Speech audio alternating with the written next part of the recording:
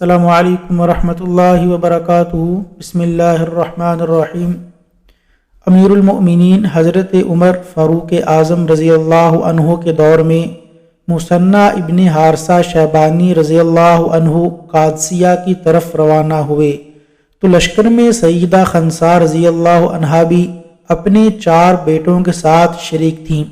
میدان جنگ میں لڑائی شروع ہونے سے ذرا پہلے سیدہ خنسا نے اپنے 4 بیٹوں کو بلایا اور ان کو جہاد و قتال کے لیے تیار کرنا شروع کیا۔ انہوں نے اللہ کی راہ میں شہادت کا مقام و مرتبہ بیان کیا۔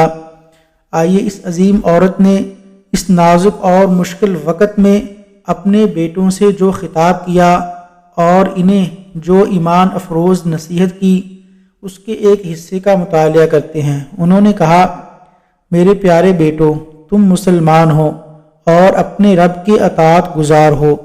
تم اپنی مرضی سے یہاں آئے ہو، زبردستی نہیں لائے گئے۔ اس ذات کی قسم جس کے سوا کوئی معبود برحق نہیں، تم سب جس طرح ایک ماں کی اولاد ہو ویسے ہی ایک باپ کے بیٹے ہو۔ میں نے تمہارے باپ کی خیانت نہیں کی، نہ اپنے بھائیوں کو رسوا کیا۔ میں نے تمہارے حسب و نسب کو عیب دار نہیں ہونے دیا اور نہ اس میں کوئی تبدیلی کی ہے۔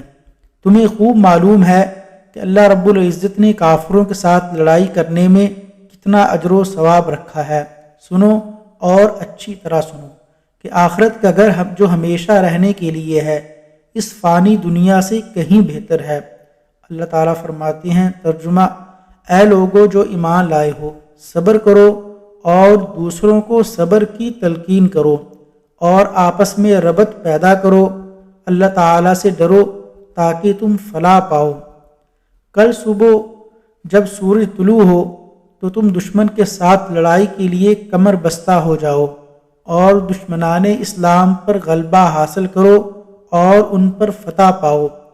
اور جب تم دیکھو کہ لڑائی میں خوب گرمی اور تیزی آ گئی ہے اور جنگ کے شعلے بھڑک اٹھے ہیں تو پھر اس میں کود پڑو۔ پھر سیدہ خنسا رضی اللہ عنہا کے 4 بیٹے نہایت عزت و وقار اور ثابت قدمی کے ساتھ میدان جنگ میں کود پڑے اور تمام کے تمام شہید ہو گئے۔ جب سیدہ خنسا رضی اللہ عنہا کو ان کی شہادت کی خبر ملی تو فرمایا، اللہ کا شکر ہے جس نے مجھے شہیدوں کی ماں بنایا ہے اور ان کو شہادت کا شرف حاصل ہوا۔ میں اپنے رب سے یہ امید رکھتی ہوں کہ وہ مجھے جنت میں ان کے ساتھ اکٹھا کرے گا۔